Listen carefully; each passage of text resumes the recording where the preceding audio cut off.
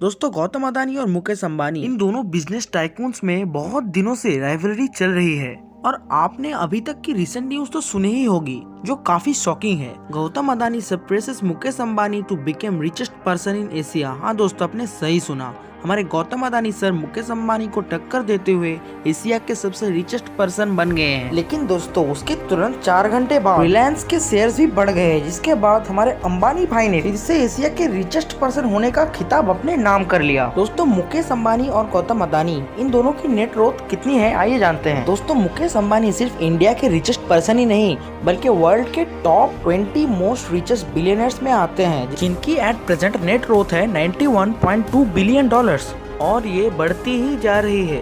और दोस्तों हमारे गौतम अदानी जी जो कि एक इंडियन बिलियनियर बिजनेसमैन है, जिनकी नेट वर्थ है $89.1 बिलियन और दोस्तों इनकी भी नेट वर्थ बढ़ती ही जा रही है। दोस्तों अदानी और अंबानी ये दोनों ही कॉलेज ड्रॉप आउट थे। अंबानी जी तो इंजीनियरिंग के बाद स्टैनफोर्ड यूनिवर्सिटी में MBA करने वाले थे, लेकिन उनके फादर ने उनको बिजनेस ज्वाइन करने को कहा। वहीं हमारे गौतम अदानी जी ने भी अपनी डिग्री के सेकेंड ईयर में ही कुछ फैमिली इश्यूज की वजह से कॉलेज ड्रॉप आउट कर दिया। दोस्तों इन दोनों बिलियनियर्स के ही पिताजी बिजनेस कर रहे थे। अंबानी जी के पिता धीरूभाई अंबानी ने रिलायंस इंडस्ट्रीज स्टार्ट की थी। वहीं हमारे गौतम अदानी जी के पिता शांतिलाल अदानी टेक्सटाइल इंडस्ट्रीज में थे। दोस्तों यहाँ पे मेन डिफरेंस ये था कि अंबानी जी ने तो अपनी पापा का बिजनेस संभाला, लेकिन अदानी जी को टेक्सटाइल इंडस्ट्रीज में बिल्कुल भी इंटरेस्ट नहीं था। इसीलिए उन्होंने पोर्ट डेवलपमेंट में एंट्री किया और कुछ ही सालों में उन्होंने अदानी एंटरप्राइजेस की शुरुआत की। दोस्तों आज अदानी ग्रुप के कई सब्सिडरी कंपनीज हैं, जैसे कि Adani ports and logistics, Adani green energy and Adani power etcetera.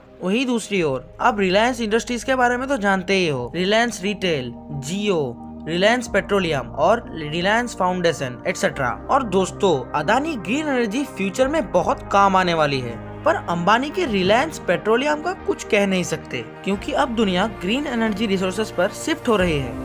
लेकिन ये भी अंबानी है भैया, कल को मार्स पे जाके एलियंस के साथ मिलकर एक नई कंपनी खोल ले, कुछ कह नहीं सकते। दोस्तों आज रिलायंस इंडस्ट्रीज का वैल्यूएशन $245 बिलियन है।